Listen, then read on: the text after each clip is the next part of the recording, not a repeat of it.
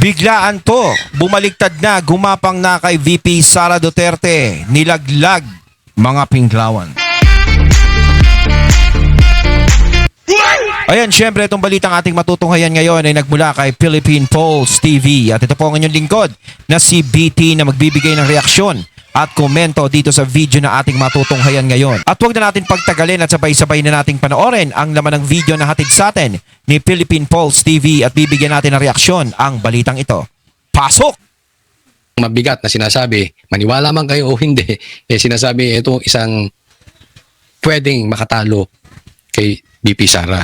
Ayun, syempre bago natin simulan ang video ito, nais ko nga pala magbigay ng credits dito sa boses at video na matutunghayan natin ngayon at bibigyan ng reaksyon. Walang iba kundi si Coach Oli. Syempre huwag niyong kalimutang suportahan ang channel ni Coach Oli mga katunay. Pabisita po yan at huwag niyong kalimutang mag-subscribe at mag-follow para maging updated po kayo sa mga vlogs, reactions at sa mga balita na hinahatid sa atin ni Coach Oli. Syempre huwag niyo rin kalimutang suportahan ang Banateros mga katunay. Mga idol natin at isa dyan si Coach Oli. Ipagpatuloy natin. Pero ito ang sagot ni Raffy Tulfo. Pag-usapan po natin dahil tila may usapan na kung sino ang susunod. Isa sa maugong na pangalan na posibleng maging frontrunner sa 2028 presidential elections si Senator Raffy Tulfo. Pero nang tanungin siya ng Senate reporters kaugnay nito, Walang balak. As of today, as of the future.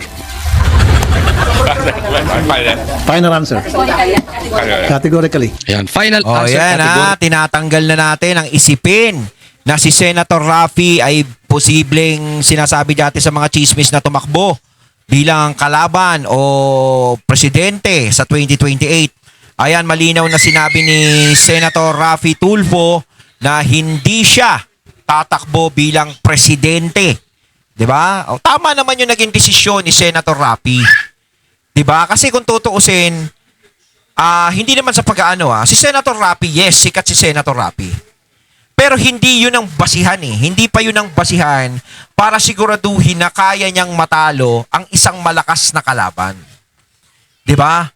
Lalong-lalo na kung merong pundasyon, no, na naitatag yung malakas na kalaban na yun. Siyempre, sino pa ba yun? Siyempre, si BP, no? De, kumbaga, tama. Is utak ang ginamit ni Senator Raffy. Siyempre, kaysa tumakbo siya, magsasayang ka lang ng pagod mo, magsasayang ka lang ng effort mo Di ba? Kumbaga, kung may mga may mga darating pang panahon. Kasi di ba, marami nagsasabi na, si Senator Raffy Tulfo, baka tumakbong presidente yan. O kaya maging standard bearer ng alyansa yan, ng Malacanang, ng administrasyon. Yan, sinagot niya na hindi siya tatakbo. Ngayon at future. Kumbaga, hindi pa siya handa. No, tama naman. Kasi syempre, bago pa lang siya Bago pa lang siyang senador kung tutuusin. 'Di ba? Mas maganda kung magpakadalubhasa muna sa pagiging senador si Senator Raffy Tulfo.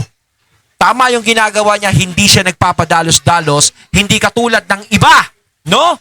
Yung iba na pagkatagal-tagal ng senador. Pero sa survey ay kulelat.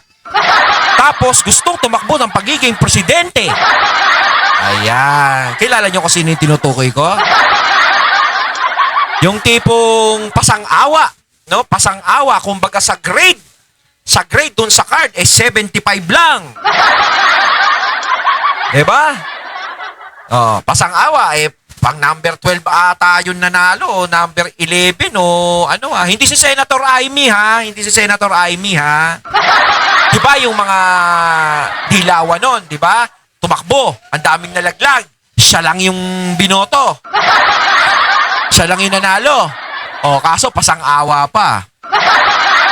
Sino yun? Si Honti ba yun? Joke. Pero bilib ako dito kay Senator Raffy. Tama yung sinabi niya. Categorically, ayaw. Hindi siya tatakbo sa 2028. Ito aminin natin, kung meron man talagang posibleng dumikit kahit papaano sa pagka-presidente, kumalaban na pagka-presidente kay BP Sara, ito si Tulfo or si Bam Aquino, yan na po yung kanilang, sa tingin ko lang yan ang best bet nila. Pero si Tulfo sinabi ayaw na talaga, si Bam ayaw din, so nag-decline na po sila. Yan Ayaw ni Senator Rapi Tulfo at ayaw din ni Senator Bam Aquino.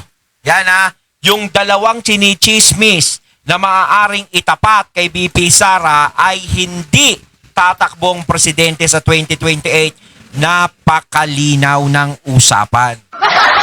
Kaya wag nang umasa yung mga nagsasabi na tatakbo pa sila at kakalabanin nila si BP Sara. 'Di ba? O ngayon, palaisipan, Sino pa bukod sa kanila ang pwedeng tumakbo na kalaban ni BP Sara? Sino? Si Lenny, ano na yan acceptable na, 'di ba? Sigurado yan, baka mamaya lumaban yan. Pero ako, tingin ko parang si Lenny din, nagdadalawang isip din yan. Siyempre, ayos na yung pagiging mayor niya 'Di ba? Bubulabugin lang siya doon. 'Di ba?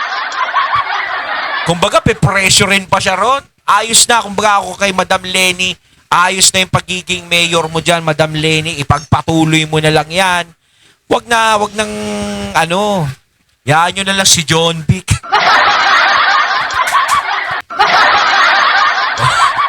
Malay mo, di ba? Lumalakas. Ano po ibig sabihin nito?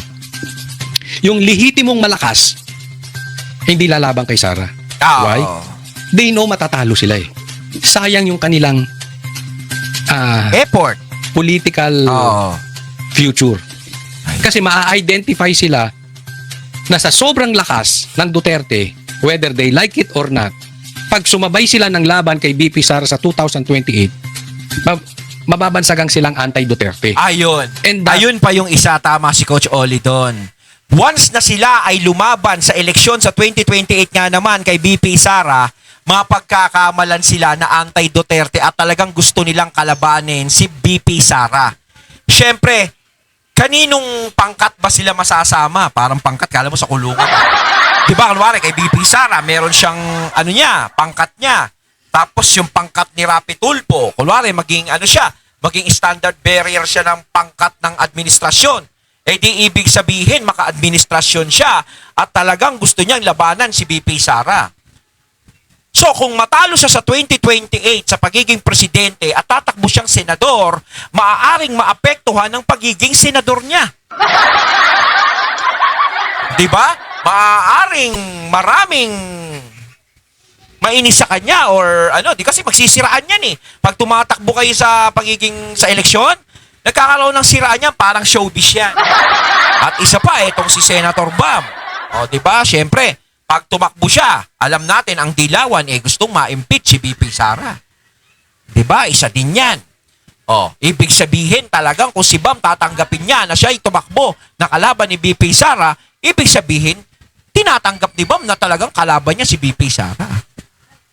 Diba?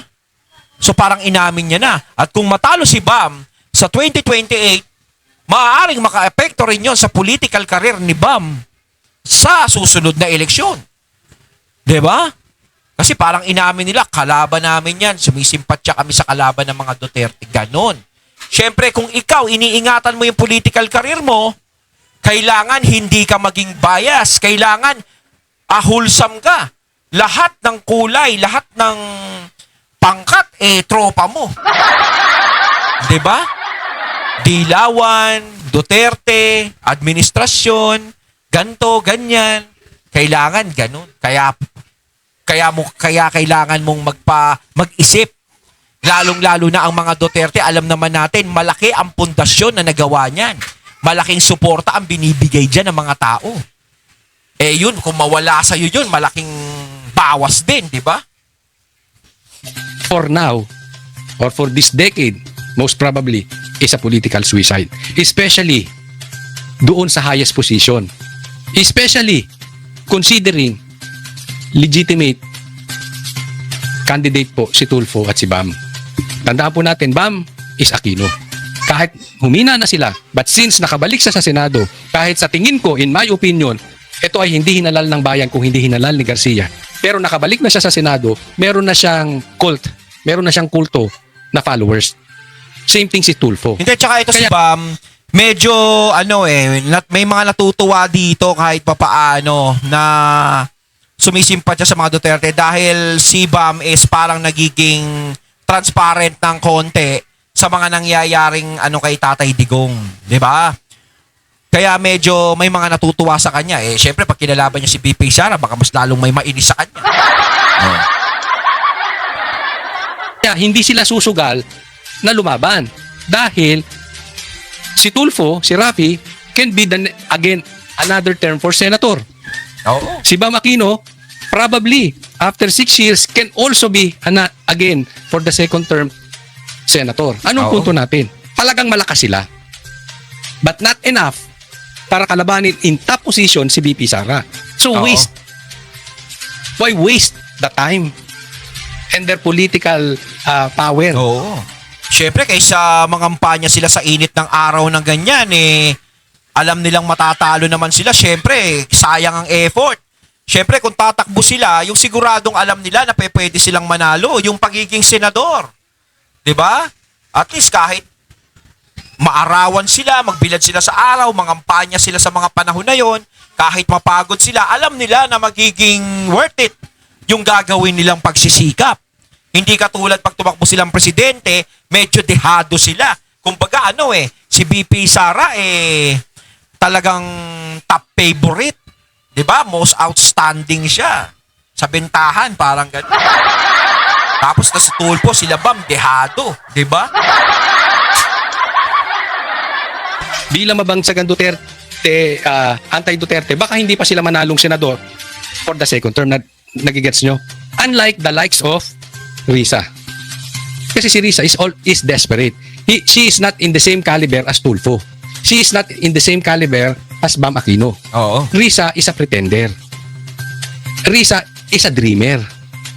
So, Lakas nga ng loob nun. Mantakin mo, no? Buong akala niya sa sarili niya, naging senador ako, siguro yun ang pinanghawakan niya Kita mo, ang dami kong kasamang tumakbo noon, pero ako lang ang nanalo, ako lang ang nakapasok. Diba? Para siguro yun ang iniisip niya, na baka mamaya ako na ang maging katapat ni Sara Duterte. Diba? Bilib ako sa taong yan. Ang lakas ng fighting spirit. Parang parang si Norman Mangusin lang. Talagang bilib na bilib siya sa sarili niya na alam niyang mananalo siya sa eleksyon. Alam na alam niyang siya ang makakatapat ni BP Sara kaya gusto niyang tumakbo sa pagiging presidente. Diyos ko muna, pataasin niyo muna yung survey niyo bago kayo mangarap. kahit ako si Risa, pag ako pinili na standard bearer, kakagating ko, why? May pera yan. Pangalawa, posibleng sumikat. Pero, as it is, Hindi. kung si Risa lang, wala talaga. Ang tanong dyan, oo, posibleng sumikat. Pero anong klaseng pagsikat na sisikat siya? Yung sikat ba na in good terms or in bad terms? Yung tipong sikat ka dahil kinaiinisan ka ng tao. Sikat ka dahil maraming galit sa'yo. Mas maganda talaga yung sikat ka na alam mong talagang sinusuportahan ka ng tao gaya ni BP. Pero siya kung sisikat siya sigurado, sikat ka, honti kasi alam mo maraming naiinis talaga sa'yo. Yun, kaya naging laman siya ng mga bali-balita. Talaga. She may not even win as senator in the next election kung tatakbo siya. Kung hindi siya mapiling standard bearer, she may not win even as a senator. Unlike Rafi Tulfo. Kung ako naman kay Rafi Tulfo, hindi ako papayag kalabanin si Sara. Bakit? As it is, malakas ako. Si Tulfo, aminin man natin o hindi, kahit hindi ito mangampanya, sigurado mananalo to sa 2028. Oo. Nagigets niyo po yung point? Kung ako si Risa, papayag akong kalabanin si Sara. Alam nyo kasi talagang doon pala sa programa ni Senator Rafi, talagang boundary na siya doon. Kumbaga parang yun pa lang parang kinakampanya niya na yung sarili niya eh. Di ba alam naman natin, pagtulong yung ginagawa ni Senator Rafi doon sa programa niya. Alam natin na kahit hindi na kumilos si Senator Rafi sa pamamagitan ng mga programa niya, is matatandaan siya ng tao. Sigurado yun. Bakit? Walang kwente. Wala naman Di ba? Walang influence. Puro bunganga, all mouth. Walang boses. Si Tulfo and si Bam meron. Oo. So kung ako si Tulfo at ako si Bam, di talaga ako lalaban. Bakit? Oo, utak ginamit. Yung susunod na election sa Senado, sure na ako eh. Oo naman. Nagigets niyo po yung Oo. point. Kaya yung mga lihitimo, hindi lalaban kay Sara. Ang posibleng Yes. lumaban dyan, Trillanes, Naku, Torre, naku, Remulla, naku, Risa. naku. In short, yung mga talagang walang kwenta. Kung meron tayo sa kabuhayan, Kumbaga parang ano, no? Parang napakahinang laban.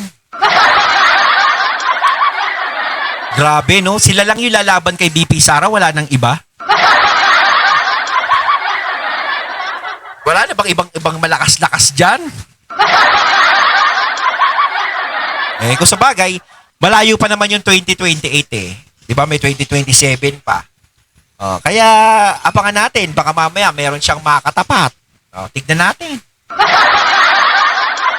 tinatawag sa Pilipinas na nasa laylayan, eto, sa politika, Ako sa totoo lang talaga.